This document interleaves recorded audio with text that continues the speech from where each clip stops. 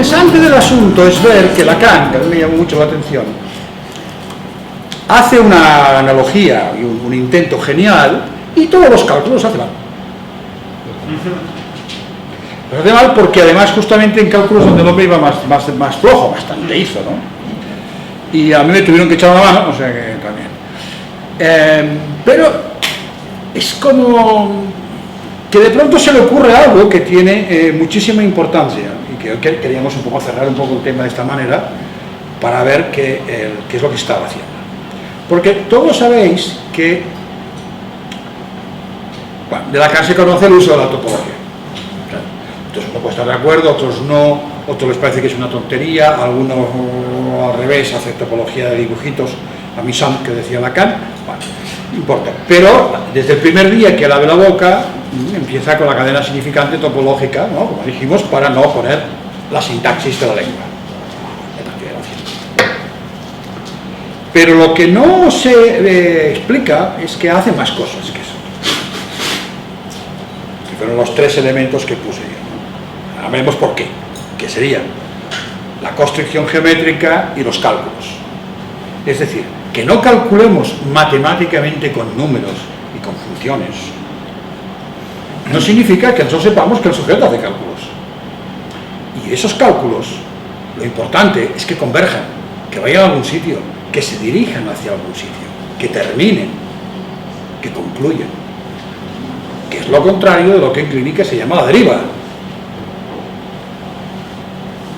Es verdad que un neurótico no puede no ir a la deriva y no concluir nunca. Es decir, Lacan se va a plantear una cuestión muy importante, que es decir, cómo hacer que el sujeto concluya. Y lo va diciendo de diferentes maneras. Lo dice en el seminario 12, al final, cuando dice que el sujeto tiene que recortar el objeto A en el otro, un cierto final de análisis. Lo dice más después en Étourdi, cuando dice la demanda que es transfinita, es decir, mucho más que infinita, tiene que ser terminada y cerrada en un momento determinado para que acabe. El análisis, creo que Vicente tendrá algo que decir, tiene que ser finito, famoso texto de Freud, análisis terminable o inacabado, no acuerdo cómo se llama. Terminable e interminable. Es decir, bueno, o interminable. Es decir, claro, si damos con un imposible de base, ¿qué quiere decir? Que todas las suplencias del imposible no van a acabar nunca. Esta es la tesis. Pero además, fundamentalmente, Lacan lo que está haciendo es, a partir del seminario 13 y entre el 13 y el 17, es darse cuenta de algo que había dicho siempre, que era cargarse el mito pulsional. O sea, al mismo tiempo que se carga el mito del padre y lo convierte en la estructura, en los nudos, después en la nominación, en todas estas historias que hemos ido hablando, se va a cargar el mito pulsional, que más no es porque él lo llame un mito, es que Freud las llama sus mitos. Y Freud plantea, en las pulsiones y sus vicisitudes, la idea, ya de que venía de antiguo, de que la pulsión es como un estímulo, dice él, viniendo a la neurología, pero que se hace representar de forma un poco rara, no siguiendo las normativas de los estímulos normales, por un significante y por un objeto. Si después vemos todos cuando escribe, cómo se pasa de lo que él llama los lenguajes de las pulsiones al lenguaje del inconsciente, lo va empotrando como puede. Pero él va colocando siempre sus en principio dos objetos pulsionales, apunta el de la mirada y Lacan termina la mirada y añade la voz. Pero lo que está diciendo es que hay algo que se representa de otra manera, que es el objeto pulsional, y que no es un significante. Esta va a ser la tesis que él va a arrastrar desde el principio hasta el final.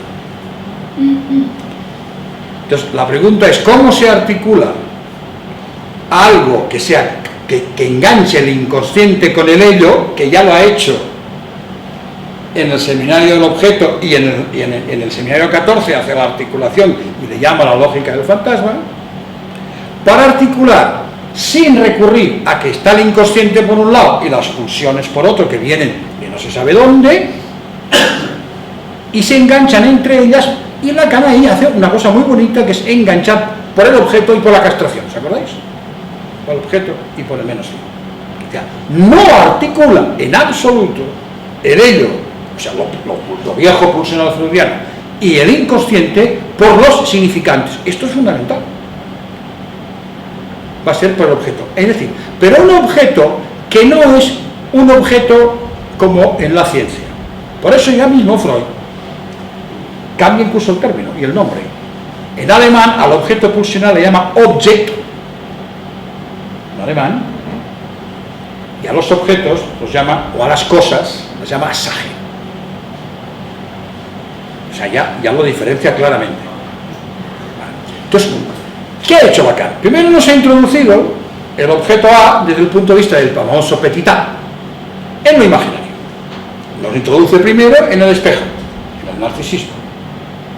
Nos lo va introduciendo como que es el que primero consigue el enfoque, empalma las flores, toda esta historia que monta, y más tarde en el seminario de la angustia ya nos lo articula con la imagen yoica, no pegado, sino articulado como un plano proyectivo. ¿Os acordáis? Cuando habla aquí del fenómeno del doble, si arrancas el objeto, el sujeto entrando en doble, es decir, entre el I de A y el I' de A, el narcisismo no se sostiene, y el fenómeno del doble y el que había otro rango. Un poquito después empieza a introducir el objeto como la causa del deseo, es otra cosa, que es un vacío, con el todo, es decir, la demanda de la cual surgirá la pulsión, va dando vueltas, hay una pérdida ahí, que nunca la cazas, pero que a base de dar vueltas vas a tener que captar.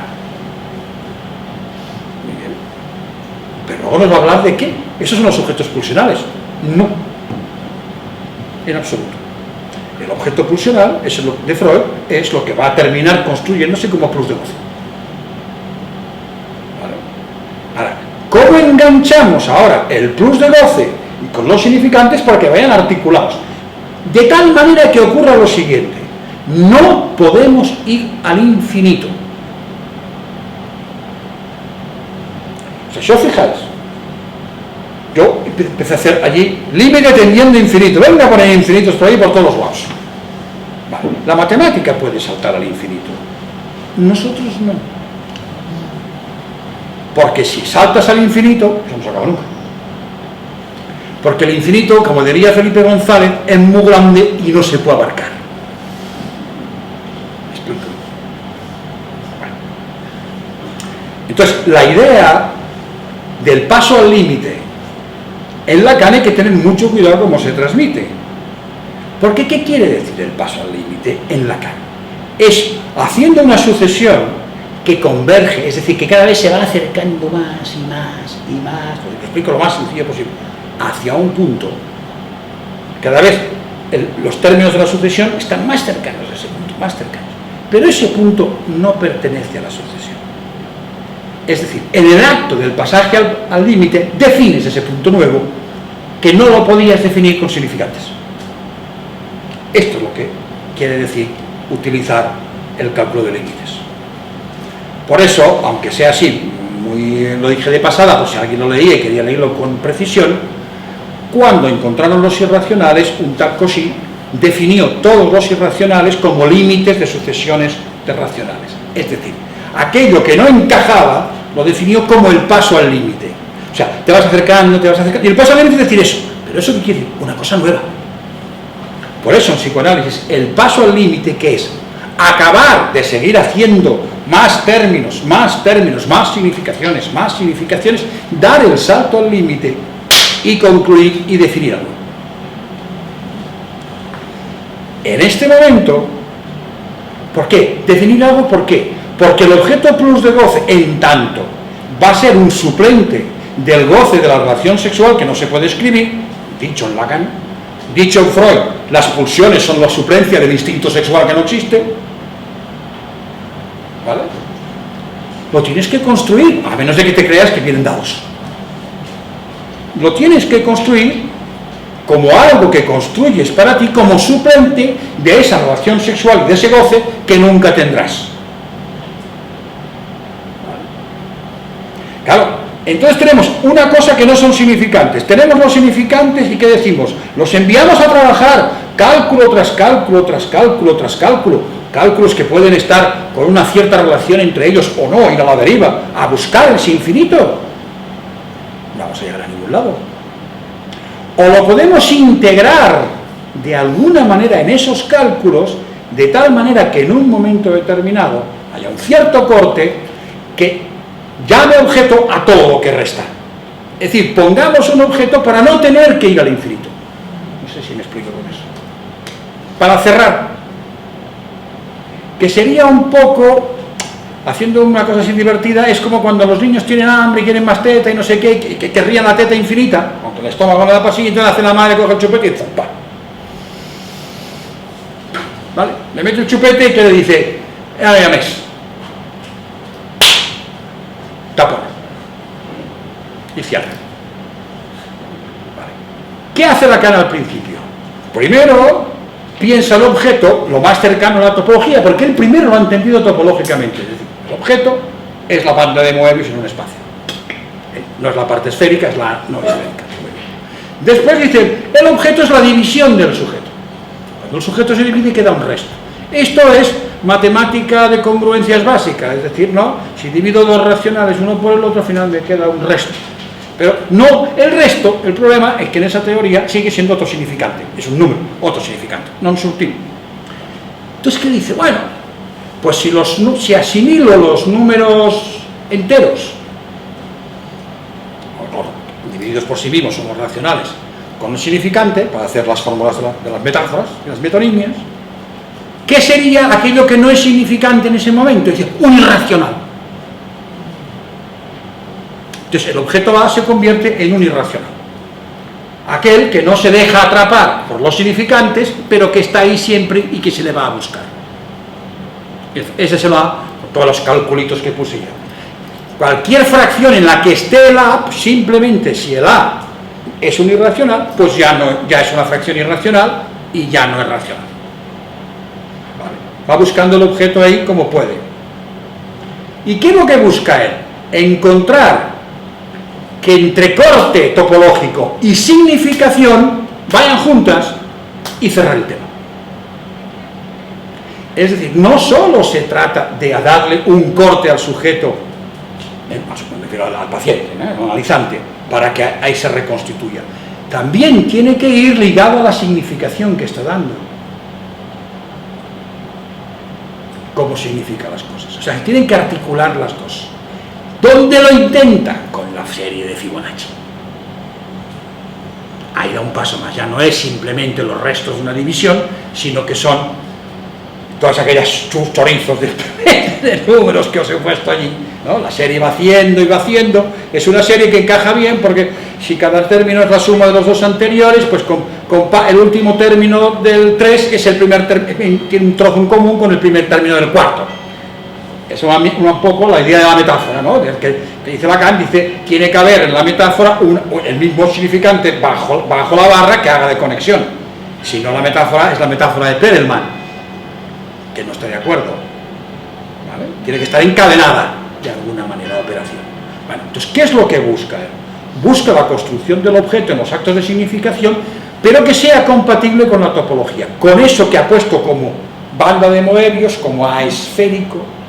Lo tiene. El problema es que la gente cuando viene nos dice, mire, tengo aquí el fantasma, ¿ve usted? ¿Me lo corta? No. Va haciendo cálculos y significa, y en la intervención del analista, ¿qué tiene que hacer? Que poco a poco, entre significación y topología, la cosa cuadre. Si no tocas bien, y tocas por un lado, pero no encaja con el otro, no nembe. Que es la típica interpretación. ¿Qué pasa? Cuando estás delante de gente que la significación no está bien puesta, provocas auténticos tarrabastalles. ¿Por qué? Porque topológicamente a veces funciona, pero significativamente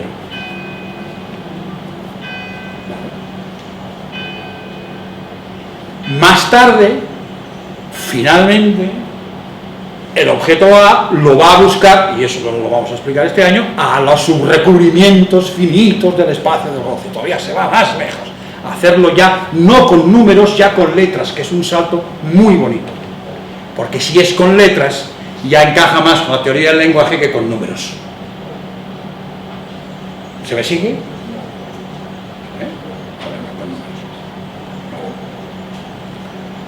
¿Qué sucede cuando te encuentras con alguien que ni tiene la psicosis clásica, es decir, la topología no la tiene destruida, pero en cambio la significación no funciona fálicamente, es decir, los pasos de significación uno tras otro no convergen hacia ningún lado, o dice siempre lo mismo, o divergen y divergen y divergen y se pierden, que es cuando un día te dicen, oiga, llevo 5 años diciendo un montón de cosas y no sé a dónde voy. ¿No se ha pasado esto? No sé a dónde voy, ¿qué? No converge. La sucesión no está reglada fálicamente. Ahora no entendéis cómo, la media y la extrema, es igual. No sigue un patrón establecido, solo va al arbitrio de metáfora y metonimia. Sería un inconsciente sin Edipo, entendernos en Freud, que, ¿dónde acaba? Pues, si diverge, ¿qué quiere decir? Que está allá, se va para cualquier sitio. Converger es que va hacia un sitio y concluye. ¿Vale? Visto de esta manera, ¿qué pasa cuando esa significación o no es fálica o simplemente ya ni es? Entonces, la intervención de las significaciones del inconsciente, la metáfora y la metonimia del inconsciente, a través de los discursos, si es que lo hay, que es otra cosa que va a poner, resulta que van directamente al narcisismo, sin intermediación. ¿Y qué sucede? Lo que no es una normativa en la geometría, que os he puesto proyectiva, que he dicho, si no está arreglada, o sea, no hay geometría proyectiva, ¿cómo se va a conservar el narcisismo, las proyecciones correctamente, si funciona una topología que la forma, la distancia y todo le da igual? ¿Qué tenemos? Las dismorfofobias, las gorduras, las delgadeces, los defectos raros, los órganos que faltan, el no verse entero. No de verdad, No, ya. No de verdad médica. Exacto. Claro, ¿me explico? Fijaros, es decir, fíjate dónde me he ido y dónde vuelvo. Es decir, Lacan plantea la tópica del narcisismo con un espejo que funciona. ¡Ole! Es decir, el espejo curvo no deforma.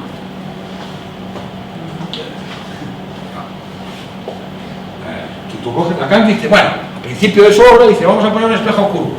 Dice, esto, las neuronas del córtex, como no sabía qué hacer, pues le echó la culpa al cerebro. Claro, luego pone aquí el cajoncito, pone aquí el cacharrito, y luego pone aquí pone un dibujito y pone el otro, ¿no? Y entonces hace un cuento chino de tal manera que el objeto real encaja con la imagen virtual, todo un cuento chino. Bueno, pero el primer cuento chino es este. Para que todo esto funcione, esto tiene que tener curvatura constante. O sea, ser un círculo perfecto. Porque si esto es así, cuando hagan las proyecciones se va a deformar todo. Es decir, solo el neurótico cree, y más la psicología, creen que el yo vive en un espacio geométrico estable.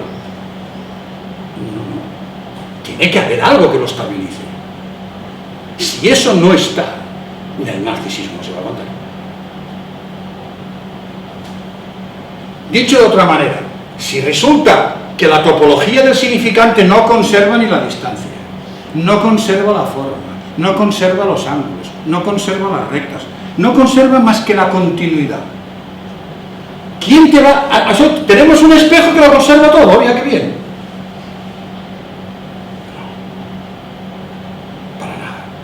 Imagínate que este espejo, en vez de ser curvo, pues es, cóncavo, pues fuera convexo. Habéis ido todos al Tibidabo, ¿no? Habéis ido a la sala de los espejos. En cuanto el espejo empieza a tener curvaturas, pues ya ves la imagen que tienes. Y cuando te dice uno que le miras y le dices, como se te caiga el trasero, va a sonar a hueso, y te dice, no, es que yo últimamente me siento mal porque me siento gordo. O una flaca que para hacer la prueba de la piel tiene que juntarse 4 y le dice que se ve gordo. el que se despersonaliza y de pronto hace en bruto lo que Lacan considera en aquel momento que es la parte del análisis, que es verse desde el otro lado. ¿Qué te dicen los que se despersonalizan? Me vi y menudo susto se dio. Y Lacan dice, en algunos momentos del análisis puede ocurrir un fenómeno de ese tipo, pero claro, bajo control. Entonces, ¿qué hace que la geometría del espejo, que aquí Lacan la coloca como si fuera una geometría nada más nada menos que euclídea, o sea, con toda la potencia, ¿no? ¿Por qué va a estar así? ¿Quién lo asegura esto? Que haya una geometría de base en las metáforas y metonimias que no permitan, según qué, proyecciones locas.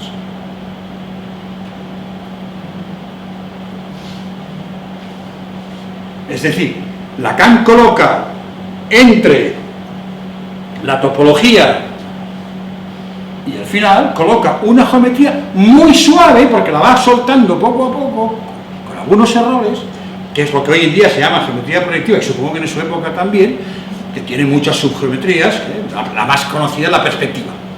La perspectiva es la más clásica, la perspectiva, ¿no? La perspectiva, evidentemente, depende de tú cómo hagas una perspectiva, el objeto se deforma. Pero se deforma, pero las rectas no. Las rectas siguen siendo rectas. Eso es lo que está buscando él. En esas rectas poner normas, que entre una recta y la otra la proyección tiene que conservar eso tan chungo que suena a la razón doble. Pues se llama la razón doble, pues no os preocupéis de entenderlo demasiado. Simplemente es puntos sobre esas rectas, cuando se transforman tienen que seguir cumpliendo una propiedad, que no es una propiedad topológica. ¿Se entiende mejor así? Entonces, ¿qué es lo que nos extraña en las psicosis afectivas? Que la ausencia de fantasma es suplida, como bien dice Freud, por el narcisismo en vivo y en directo.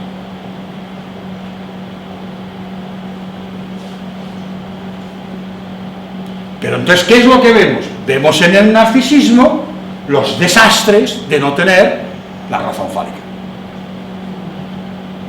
Entonces tenemos esos narcisismos que tienen dos características muy clásicas. Uno, el objeto ha caído en el narcisismo para estabilizarlo. Justamente la sombra del objeto cae para estabilizarlo. ¿Pero cómo lo estabiliza? Siendo un desgraciado, un inútil, una porquería, no puedo ni mirarme. Me decía el otro día uno, es que cuando me ducho no me puedo mirar porque es un horror. ¿Qué ve? La imagen narcisística, no, el objeto que le da al final, ve eso. Esto es lo que estamos viendo. Claro, como eso no encaja con los clásicos delirios de la psiquiatría de referencia, de tal y de Pascual, pues solo se hablaba del delirio de culpa en las psicosis afectivas. Pero es un delirio, es el verdadero delirio narcisista. Si el objeto no cae sobre el yo, o sea, si no se es melancólico, entonces lo que queda es toda la serie de los bipolares, que no estabilizan. Y entonces eso sí que hacen más el delirio megalomaníaco en la fase de arriba, el delirio de culpa en la fase de abajo, y a veces hacen estos mix que están en los dos lados a la vez. Es decir, ¿qué es lo que vemos? Que son dos problemas distintos. Una cosa es los problemas de que no tener el significante alabarrado, y otra cosa son los problemas de no tener el fado.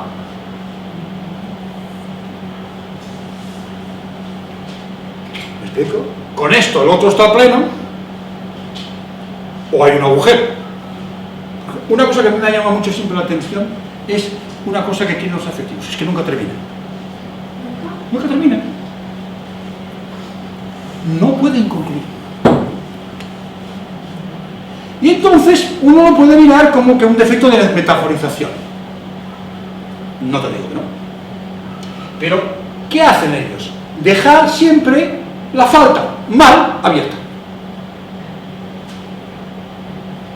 Lo que causa el deseo de los afectivos es lo que no.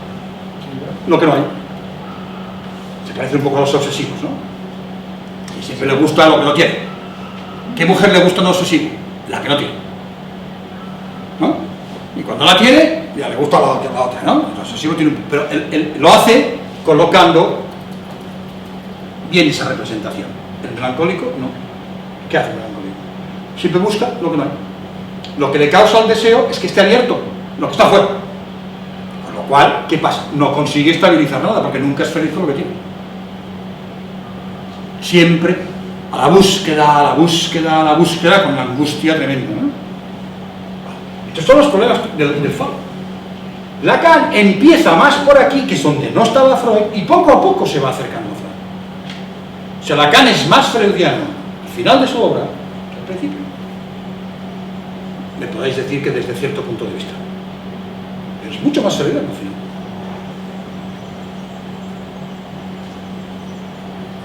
Entonces, ¿cómo hacer el recorrido pulsional? Pues Lacan lo que va a plantear es que el recorrido pulsional va ligado, no está el ello por ahí, al final, y el inconsciente por acá, sino que va todo, al final ya no habla nunca más del ello, ¿vale? Y empieza a meter el objeto plus de goce a través de los discursos y hacer todo este trabajo que va haciendo poco a poco para poner un poco de orden para llegar a donde a plantear el objeto plus de goce, que en Freud son los objetos pulsionales, a situarlo, porque no están en el inconsciente, y colocarlo de una manera que sea siempre imposible de significantizar, porque si no, no como en la ciencia, porque el objeto en una ciencia es objeto porque está debajo del signo, pero luego él a su vez es significante de otra cosa. O sea, el objeto no es objeto por sí mismo, depende del lugar que ocupa. Si tú estudias los números, los objetos son los números. Si estudias las funciones sobre números, los objetos son las funciones. Y es el metalenguaje. Esto podéis ir subiendo y subiendo y subiendo y es infinito. Y planteándose cuál es la manera de parar esta máquina. De que al final te lleves un recorte como suplente y no esperes el infinito. Fijaros que en la psicosis, ¿qué es lo que se busca? Los empujes a la mujer, al infinito, al falo, o sea, se van siempre a buscarlo en el infinito. Entonces, lo que busca Lacan de alguna manera es que al final, al menos en el plano proyectivo, y esto os puso el dibujo, al final no busques y busques aquí a encontrar el falo, sino que al final recortes un trocito del objeto A que lo contiene y le llama el hélix, y dice en el seminario: se los muestro como una hostia. Que yo creo que era una hostia, porque realmente les dio un tono. El cogolota. Es decir, el objeto A, en el fondo Lacan va a plantear el objeto pulsional freudiano como el que va a parar la máquina de significar toda la vida, porque al infinito no vas a llegar. Fijaros que tampoco dice ninguna cosa extraña. Lo que Alan Turing, el que inventó la computación, demostró es que teóricamente la serie te vas al infinito, pero a la hora de computar hay que encontrar un algoritmo que sea finito y que lo pueda hacer en un número de pasos no excesivamente grande, porque si no, no lo vas a conseguir. Cuando más potentes son los ordenadores, los algoritmos pueden ser más potentes, pero tú lo que no puedes coger y decirle: mira, me haces este cálculo y dentro de 80 años ya vendré a ver cómo vas. Infinito, es una idea mental. El infinito es que es una idea significante, no existe en lo real, no existe el infinito. Entonces, al final, exactamente igual el sujeto como las computadoras, no le puedes pedir que haga un cálculo que sea cuasi como infinito para él. Es decir, ¿qué sería infinito para una computadora? Pues depende de la dificultad del cálculo, el número de veces que lo tiene que hacer, la velocidad de la computadora. Pues si son 150 años es infinito. ¿Me explico? Ya no vale. Fijaros cómo somos con los ordenadores. A los primeros casi no se podían inscribir, y ahora si no te dibuja o te enseña la foto en 24 megapíxeles en menos de una décima de segundo, este ordenador no va. Es lo mismo. ¿Cuál es la velocidad del ordenador apropiada? La que te da un rendimiento a lo que tú vas a utilizar rápido. Si tarda media hora en hacerse no sé qué, con café... Entonces, ¿qué es infinito? Pues lo que para ti sea muy grande. ¿Vale? Te explico. Entonces, el concepto del infinito es un concepto simbólico.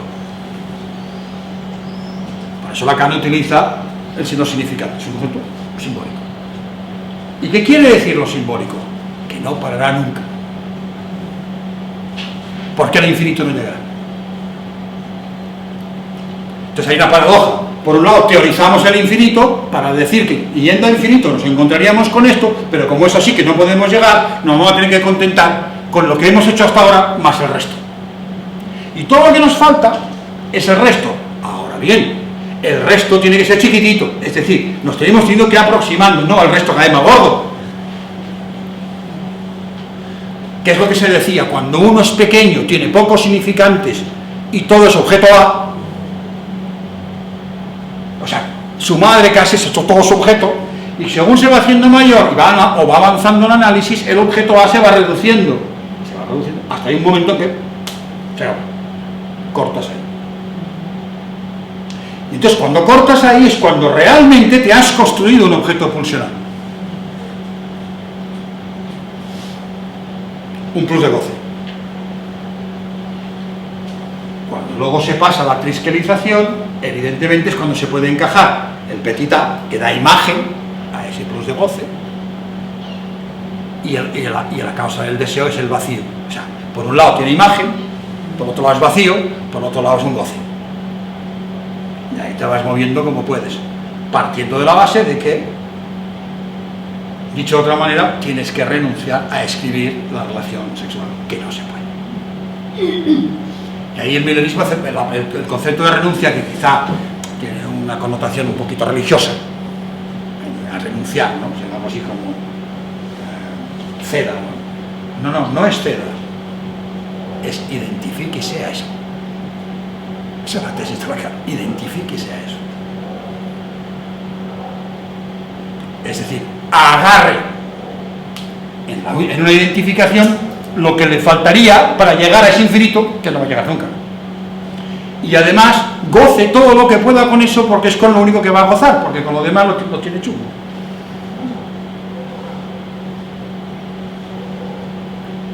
Ha quedado más claro y así, menos cálculos y menos... Sí. No, el otro día dice, uy, Dios mío, sí. Vale.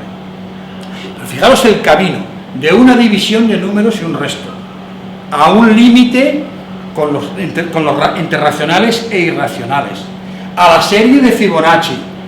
Entonces, ¿qué pasa? Se monta un lío que no voy a explicar porque no conoce bien el cálculo, y con la serie de Fibonacci monta un lío porque confunde las iteraciones de la serie con una propiedad de la serie de Fibonacci, que es que se convierte en una progresión geométrica, que luego yo lo encontré en un libro y dije, vaya, que ya se ha montado este hombre aquí. Pero no importa, lo que importa es la idea, que busca la manera de terminar con eso. Eso juega con las potencias, entonces a veces utiliza el número de oro pequeño, luego el grande para hacerlo más pequeño, porque si es el grande, cada vez se va haciendo todo más grande. Para que converja hay que hacer o usar el pequeño o ir dividiendo. Es la única manera. Y lo acotando, cerrando.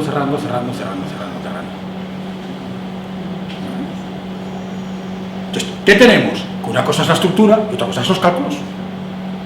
¿Cómo calculas? Y hay que ver cómo calcula cada uno. Claro, el que tiene un postulado, ¿qué hace? En cada cálculo mete el postulado. Hace A, B, C, D y el postulado. A, B, C, D y el postulado. A, B, C, D y el postulado. Conclusión, el postulado. ¿Vale? Pero hay gente que no, que es capaz de calcular más. ¿Pero qué les pedimos? Muchas veces. Pero con todo lo que me ha contado, va a concluir. ¿Dónde enferma el afectivo? Justamente la sesión que parece que va a poder concluir, que lo ha visto claro, que suma, que la cosa engancha, a la sesión siguiente viene fatal, se ha cortado, no ha podido dormir, se ha bebido media botella de whisky, ha hecho cualquier barbaridad. ¿Por qué? Porque le hemos pedido que concluya. ¿Y concluir qué es? Que cierren ese objeto. No puede, porque su sucesión serie no lleva orden. Va. Entonces, si cogéis esa analogía, escucharéis si alguien converge o diverge. ¿Por qué? Porque en análisis al principio, con eso de habrá tema, ¿no? O sea, que expanda, ¿no? Porque al principio viene con el síntoma muy comprimido y entonces dices, me pasa esto y no sé qué hago. No sé, tírese a la moto. ¿Vale? Entonces, ¿qué le dices? Bueno, asocie, hábleme de aquello, hábleme de lo otro, y vas. Entonces, va abriendo campo, pero cuidado, hay un momento que cuando tienes todo abierto, hay que empezar a cerrar en el discurso, cerrar con los sueños, hay que empezar a cerrar el tema. Lo que estaba pensando, trasladado al inicio del psicoanálisis, ¿no? Pensaba en la interpretación de los sueños de Freud, que enseguida tiene esta intuición de que hay un motivo del sueño, hay una represión original, entonces que tiene un texto del sueño, lo va a expandir, y al final no las asociaciones van a converger siempre, ¿no? En un núcleo desconocido, ¿no? Que él denomina represión original, ¿no? Claro. Un poco porque ya está en el inicio del psicoanálisis, eso que claro. Lo que pasa es cómo vuelves ahí y lo estabilizas. ¿no? Entonces que vemos que diversos sueños y todos los sueños, ¿no? Son una expansión de asociaciones y al final dice, bueno, sin poderlo decir todo, ¿no? Aparece este otro, digamos, esta interpretación, ¿no? Vale, si no os importa, cierras el... Y es la convergencia, ¿no? Vale, sí. Porque explicaré un sueño de un paciente que es cristalino con esto. Espera, primero leo yo el texto. Vale. Porque tiene que ver con esto que estábamos diciendo y se ve muy claro. Y es un texto que puedo leer porque es de un paciente muy antiguo y que no va a enterarse por él. Tenía sensaciones en el cuerpo extrañas, pero no mucho. No podía decir que fueran alucinaciones somáticas, pero bueno, tenía un malestar y a medida que pasaba el tiempo tenía más malestar. Entonces era una época que pensaba que podía decir, bueno, pues plásmamelo de alguna manera, explícamelo, si no puedes me lo escribes. Dijo, bueno, pues casi que mejor te lo escribo. Y me lo escribió. Pues leo un trozo, Me dice, estamos aquí por Dios y porque nuestra madre nos tuvo. Cada día que pasa somos más mayores y más nerviosos. Lo mayor se nota a medida que pasa el tiempo. Nosotros tenemos un cuerpo por la parte de la cabeza arriba y por dentro notamos como cada día que pasa nos vamos haciendo mayores. Algunos días parecen más bonitos que otros, por eso, al igual que nos hacemos mayores por dentro, también nos hacemos mayores por fuera. Esto lo notamos también a medida que pasa el tiempo en la cara. Cuando te vas haciendo mayor, se nota, al igual que lo que he especificado antes, de dentro pasa también por fuera. Del cuerpo vas haciéndote grande a la vez que vas desarrollándote. Así es como una persona se hace mayor por dentro y por fuera de su cuerpo. Los nervios se notan por dentro del cuerpo, empezando por arriba. Los nervios están en el principio de la cabeza, que está el pelo. Hay un lado nervioso, otro lado menos nervioso, otro quizás más nervioso todavía, y siguiendo para abajo la cabeza pasa igual, pero este lado es más tranquilo hasta que llegamos a un lado de la cabeza. Se divide en dos partes y en medio pasa algo muy bonito, que es lo que he dicho antes, y vuelvo a repetir. Notamos como cada día que pasa nos vamos haciendo mayores. Algunos días parecen más bonitos que otros. Podría seguir, Está así, va describiendo todo el cuerpo, al final acaba diciendo... Fuera, dentro, arriba, Sí. Ya ha pasado por la espalda, la barriga, tal. Sobre la pierna izquierda también. La pierna izquierda también es nerviosa, aunque menos. Por donde más están los nervios es por abajo de la pierna derecha, que es más nerviosa que la izquierda. Obvio. Claro. Tiene los nervios por toda la pierna, pero por abajo y por detrás de la pierna más. Dije, vale, gracias. Ya, déjalo estar. ¿Qué escucháis aquí? ¿Cálculos? Ninguno. Son descripciones de sentido. Son todo descripciones, no calcula nada. No converge hacia ningún lado. Es una descripción. Que es un poco como cuando a uno le dicen que exponga un tema y describe el tema, pero no concluye. Describe y describe. Claro, para poder llegar a la subjetivización, por eso os recuerdo el primer día cuando hicimos aquella reunión aquí fuera y dije, el Santón cumple la función de introducir una subjetividad, la que sea, una subjetividad. Una subjetividad significa que tengas que calcular, no solo operar topológicamente con la estructura, tienes que poder calcular, que en psicoanálisis es significar. No le llamamos calcular, esto le llamamos significar. Y significar como si pudieras llegar para darte cuenta que no se puede, cortar en un punto y quedarte ahí. Y en el seminario del acto, un seminario después, Lacan va a decir, el sujeto dividido se identificará al objeto y parará. Lo que pasa es que en ese momento el objeto todavía no es el plus de goce, no ha hablado del plus de goce, habla del objeto petita y tanto sirve como falta, como objeto perdido, que como objeto no especular en el espejo. Entonces, ahí baila. Y poco a poco va abordando el trabajo. Ya sé que me estoy repitiendo, pero creo que vale la pena volverlo a decir. Va a abordar cómo se aborda por el objeto pulsional. ¿Cómo lo integras? Fíjate que en el mismo momento que ha terminado la lógica del fantasma, que parece que lo ha articulado, que dice, esto es una chapuza, vamos a ver si lo consigo hacer mejor. Eso es un work in progress. ¿Qué pasa? Y ahí pido disculpas de nuevo, cuando haces un working in progress, pues además mareas al personal. Porque yo me mareo ahora con esto escrito con esto. ¿Por qué? Porque cuando me di cuenta que los cálculos no estaban bien, me di cuenta del problema que abordaba Lacan, los errores que cometía, pero qué quería conseguir y dónde estaba el problema. O sea, los fallos, los errores, son logrados, que decía Lacan. Cuando dice, ¿no? Una cosa es el error logrado, y otra cosa es el fracaso. ¿No? El error logrado es aquel que fallando, y cuando algunas veces Félix me había dicho alguna vez, me arrugaba la nariz, me decía, bueno, esto, porque lo dices tú que te tenemos cariño, pero esto, mejóralo un poquito. El problema es que cuando lo vas a mejorar, de fondo te das cuenta, claro, me daba cuenta que la cannabis, y dije, pero, ¿qué está haciendo? Al final me pregunté, ¿qué demonios está haciendo este hombre? Nada más ni nada menos que darnos una teoría lo más aproximada posible de lo que es la pulsión. Con la que todos nos hemos quedado con la teoría de la pulsión del seminario 11.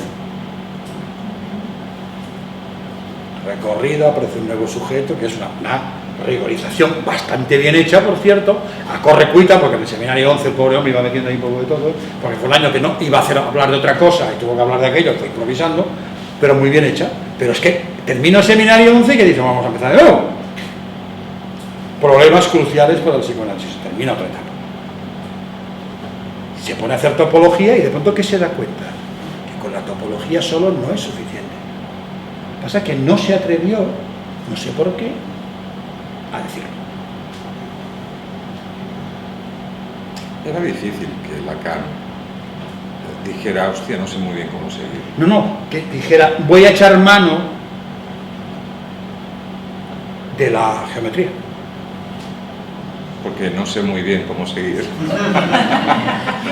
Voy a echar mano, ¿no? Era complicado. Pero cuando habló de la topología lo dijo. No, la topología es muy importante, tal y cual. Venga, vale. Todo el día hablando de lo mismo. Con esto no lo hizo. Yo no sé si es que tenía miedo de la desbandada generalizada, o es que entró en un terreno que para él era muy dificultoso. No lo sé. Pero empieza todo un camino nuevo a rehacerlo todo de nuevo, paso a paso. ¿Y entonces qué hace? Da una de cal y una de arena. Entonces les habla un poquito de clínica para que le escuchen y va metiendo rigorización por otro lado. ¿Qué pasó? La rigorización se la pasaron por el forro.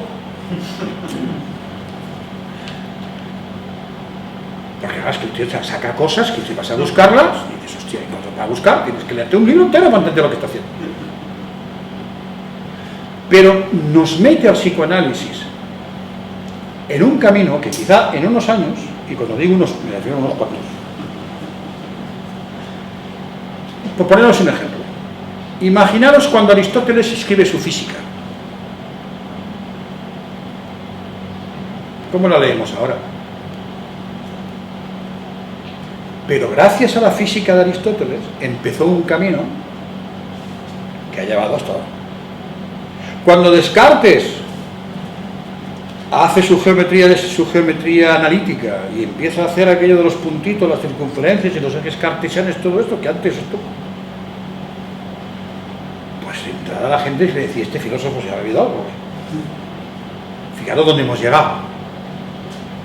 Esto es lo que hay que abrir. Pero además, a corto plazo, te ayuda a no escuchar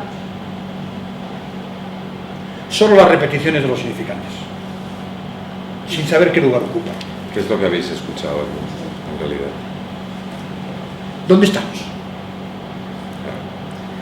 ¿Qué está haciendo? Porque si no, al final resulta que vamos a diagnosticar por la vieja psiquiatría o por la nueva.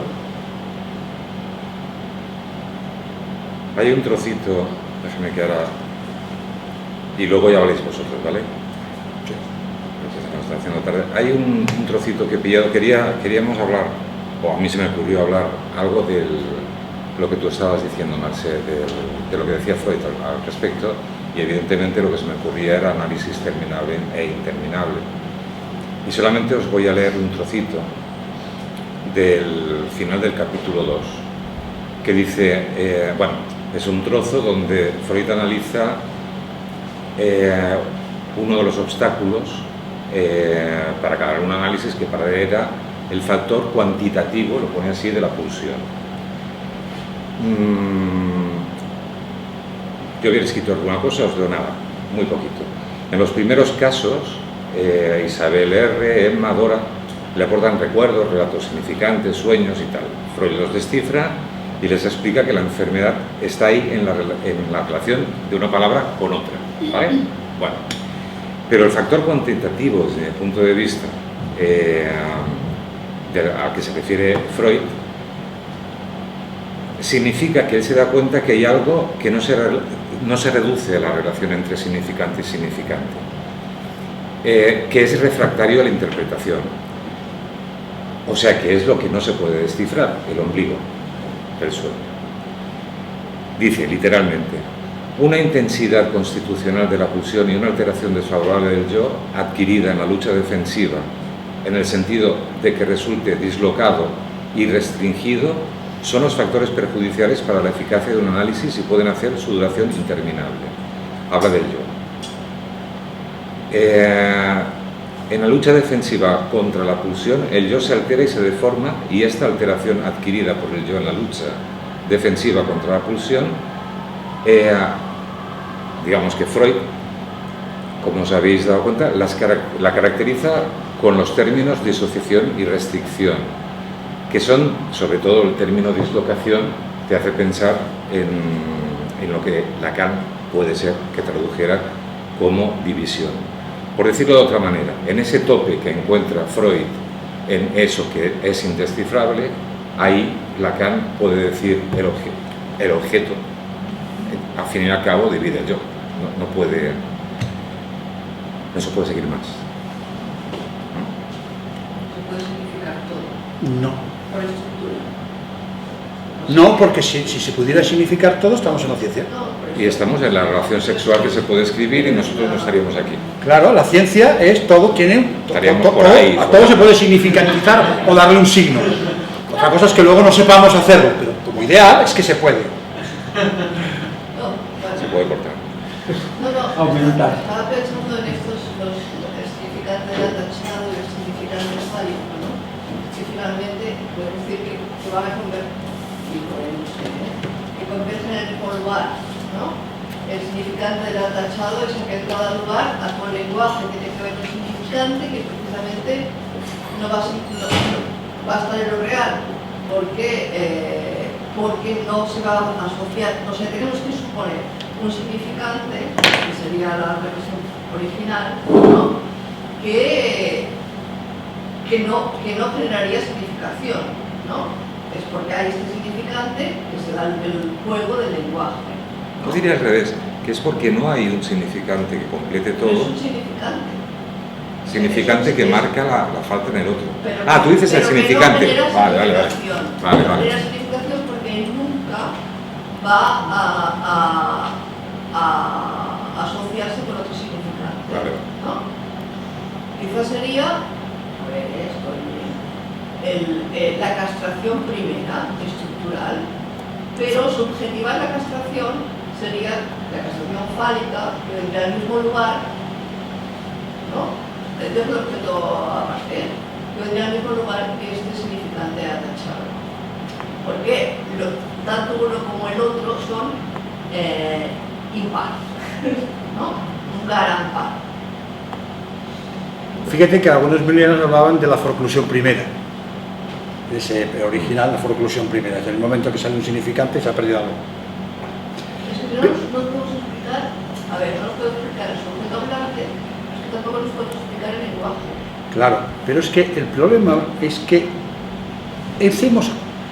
hemos hecho una equivalencia entre significantes y lenguaje que no se debe sostener. Un significante puede no estar en el lenguaje. El lenguaje es un aparato para ayudar con los significantes, pero la teoría del significante de Lacan, a partir de la teoría del semblante, los significantes no son lingüísticos, o no tienen por qué serlo. Eso me parece que es importante. Habla de lingüística. Es decir, que el significante esté organizado como semblante y pueda ser atrapado por el aparato del lenguaje permite que, porque son significantes en los dos lados, puedan trabajarse, pero los significantes fundamentales del sujeto no tienen por qué, los semblantes no tienen por qué ser lingüísticos siempre. Eso es la lengua. Que funcione como un lenguaje no significa que sea el lenguaje, y eso lo especifica Lacan muy bien en televisión, en Leturdi y en radiofonía. Lo dice una y otra vez. No es el lenguaje. Yo no justifico el lenguaje por el inconsciente, sino el inconsciente por el lenguaje. Todo al revés. Pero una cosa es el inconsciente y otra cosa son los semblantes. Los semblantes pueden estar en el inconsciente o no. Y entonces, lo que tú estás planteando nos plantea un problema que no hemos hecho este año, que es la diferencia entre la articulación como sujeto dividido y la relación con el triskel del goce donde está el objeto. ¿Cómo se engancha eso?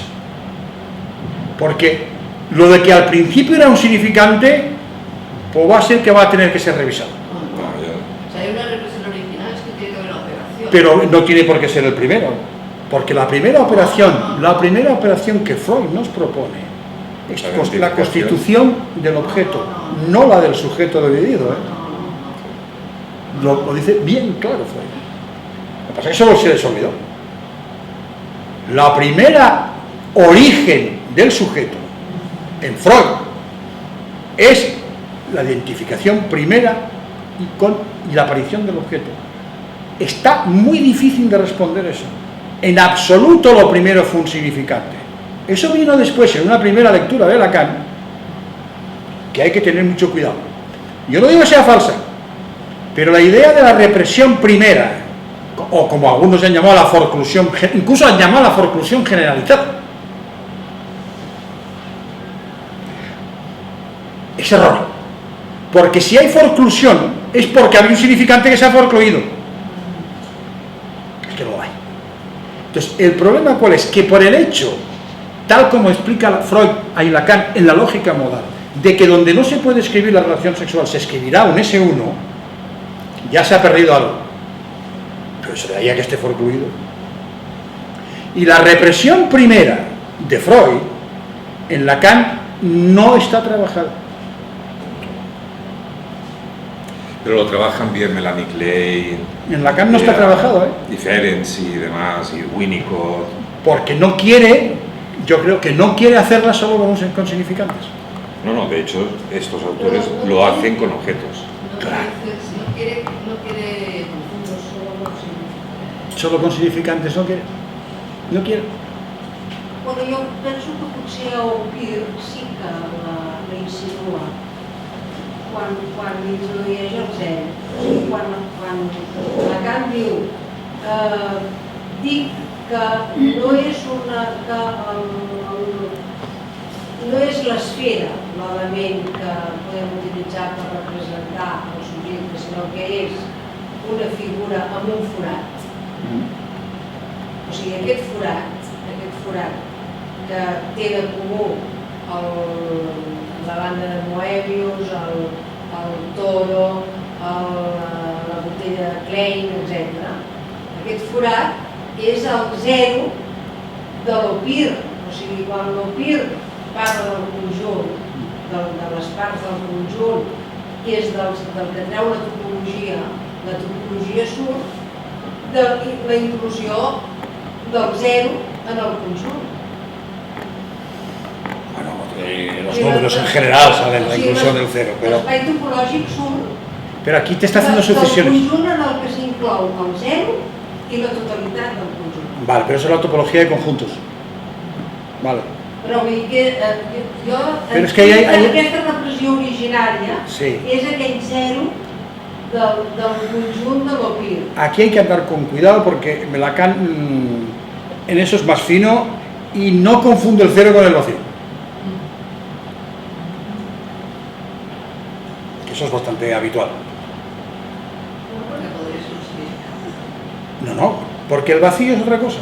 Es decir, no te puedes pasar de números a conjuntos como si fuera lo mismo.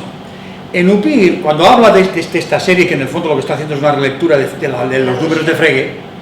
Pero el vacío sería el caso de una intersección. No, el vacío quiere decir que hay conjunto pero no hay elemento. Exacto, pero es que el cero de Upir no es el vacío. No. El cero de Upir no es el vacío. No. El cero, ahí lo que le interesa a él más, una vez más, es colocar con números los significantes que signifiquen para otro. Vuelve a hacernos, nos introduce de nuevo una sucesión como la de Fibonacci desfasada, que es lo que hace Frege, y no la voy a entrar exactamente como la hace, porque Frege voy a hacer la misma trampa, es decir, juega a definir los números, pero lo juega con el vacío, pero juega de tal manera que el conjunto que define el 1 es el conjunto que no es el vacío, sino el conjunto que tiene un elemento. ¿Vale? Y entonces, ¿qué hace? Coloca de nuevo los números desfasados para hacer lo de siempre, romper la teoría del signo.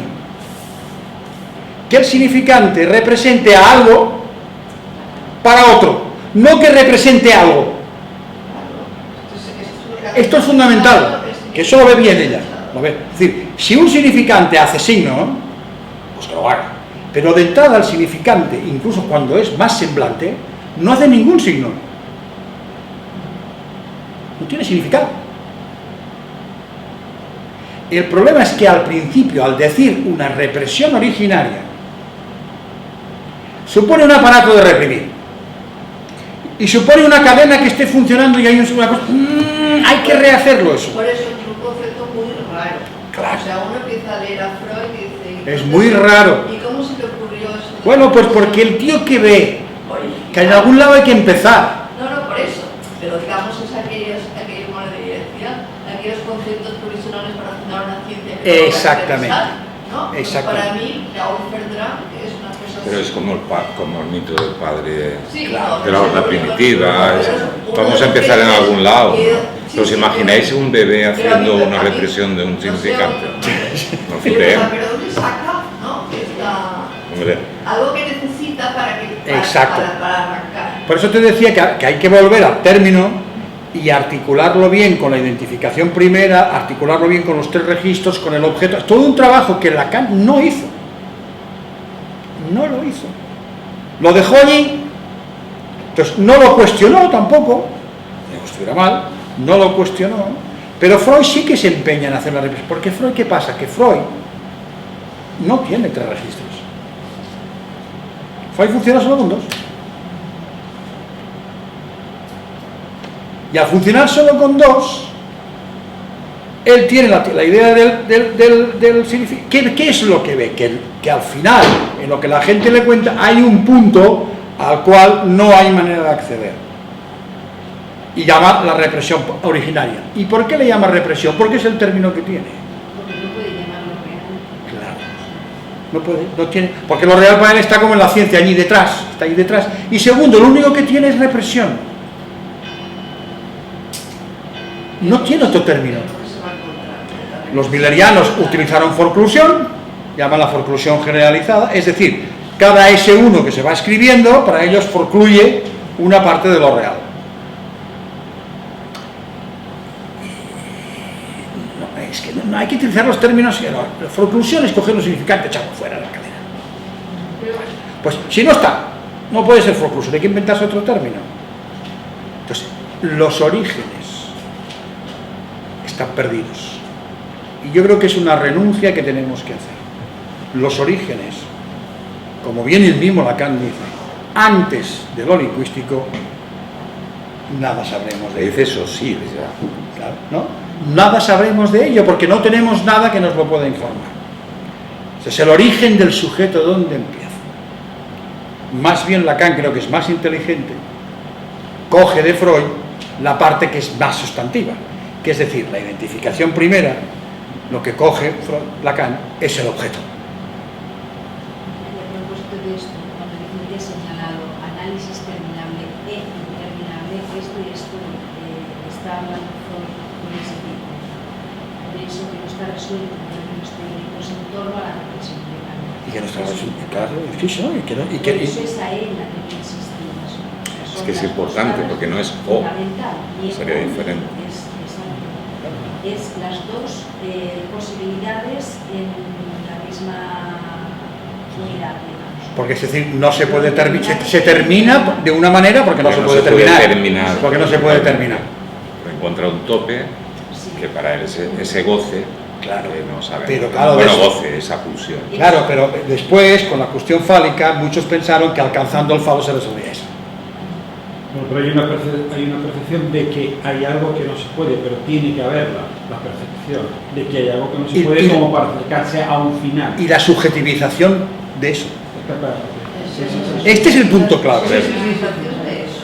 Porque una cosa Vale, que pero- podemos discutir si es así o es así, pero hay, la estructura es una cosa y la subjetivización a posteriori de eso tiene que tener un aparato de subjetivar. Sí, sí, sí. Pero fíjate que es lo mismo. En física es el Big Bang, el punto cero, el momento que comenzó el universo. Son conjeturas. Sí, Bueno, sí, pero hay que percibirla. Claro, pero te hacen trabajar. Pero te hacen trabajar. lo construyes después, Sí, sí, sí. construyes un aparato que te hace percibir Sí, sí. que faltaría algo. de todas maneras. Exacto. Sí, sí. Esa posteriori necesariamente. ¿Eh?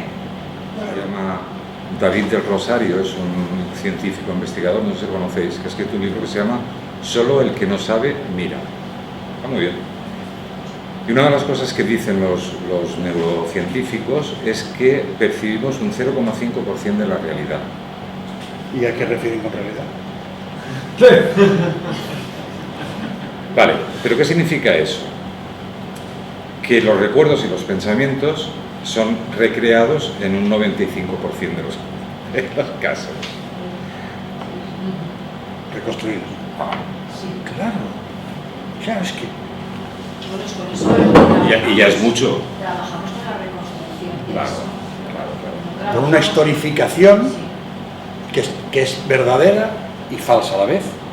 Lo que pasa es que esta historificación, este trabajo de historificación para que converja, de alguna manera, no podemos olvidar el punto de otra manera del origen.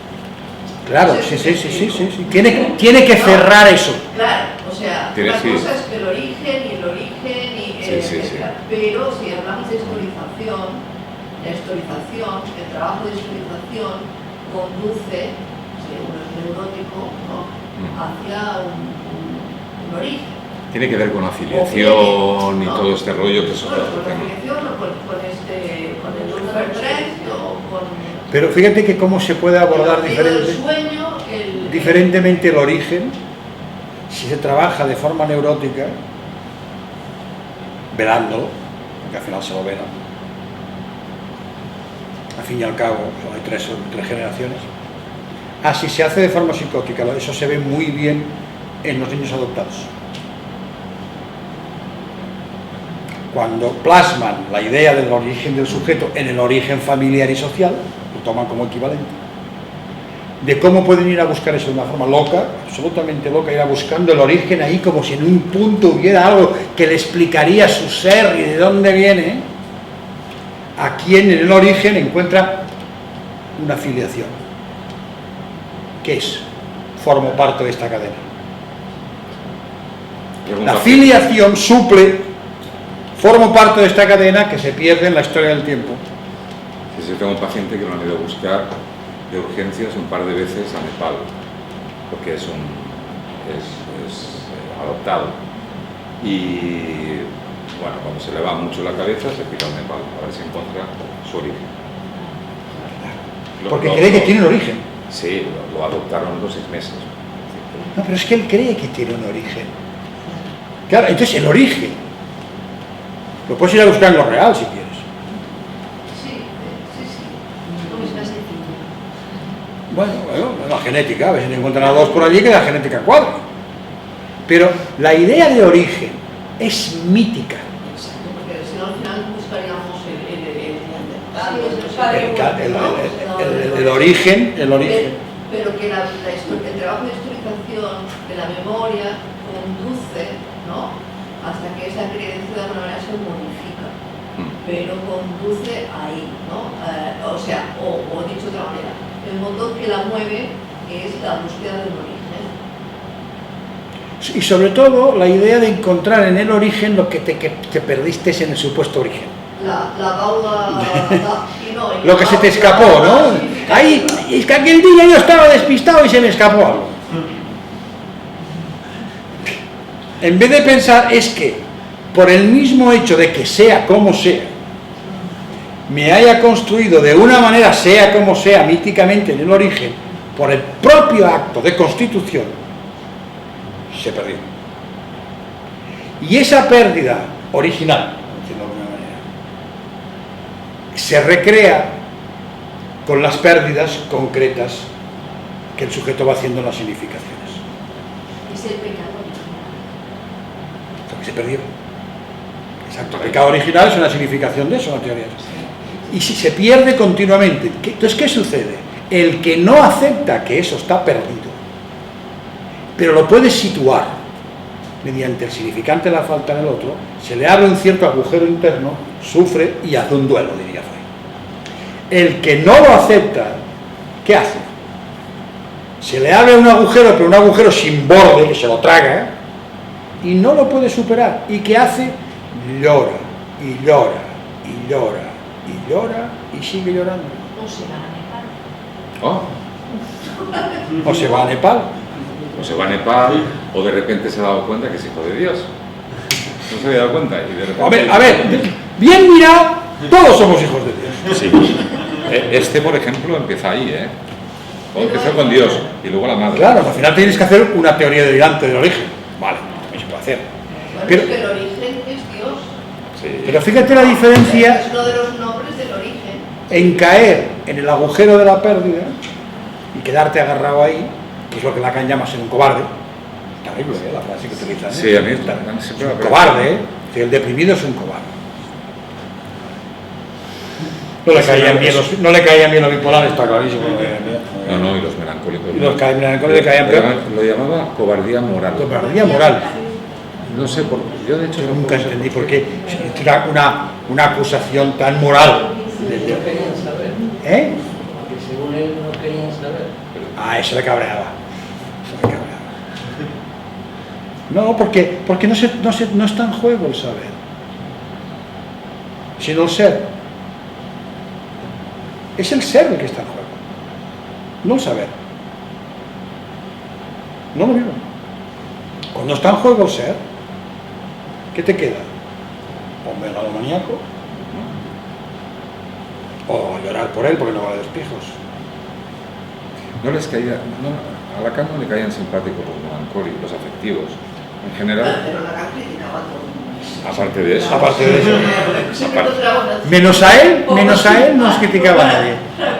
No, pero no tenía elaborada una buena teoría para la psicosis afectiva. Y no la llegó y- a elaborar bien. Qué casualidad.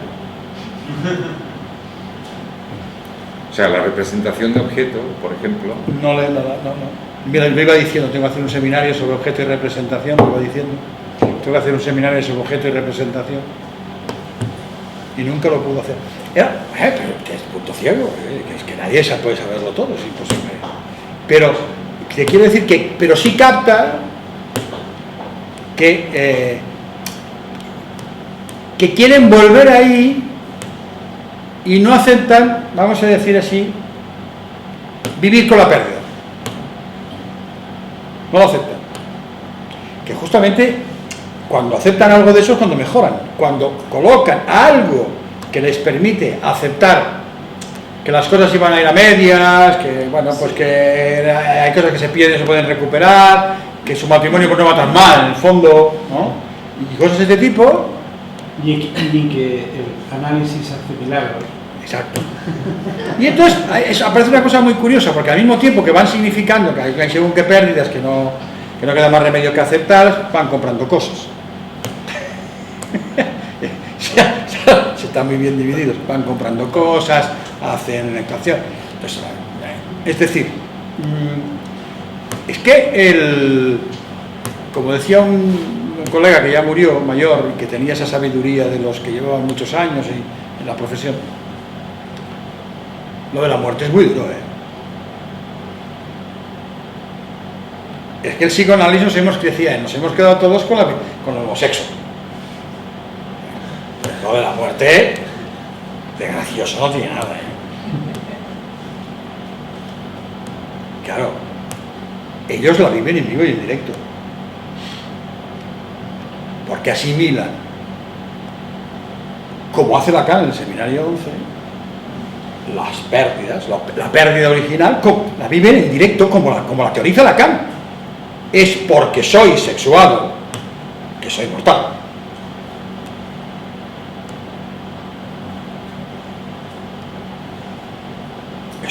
Es decir, ahí donde creo que voy a hacer la vida, porque la sexualidad es la vida, vamos a decirlo de alguna manera, sea en directo, o sea en sublimada, o sea como sea, sexo, eso es una estructura, no la sexualidad concreta. Lo que está es la muerte. ¿Y de qué nos hablan todo el día? Más vale morirse, no sé para qué estoy aquí. El suicidio me atrae. Allí donde está la vida es donde más se muere. Claro. Donde más se muere.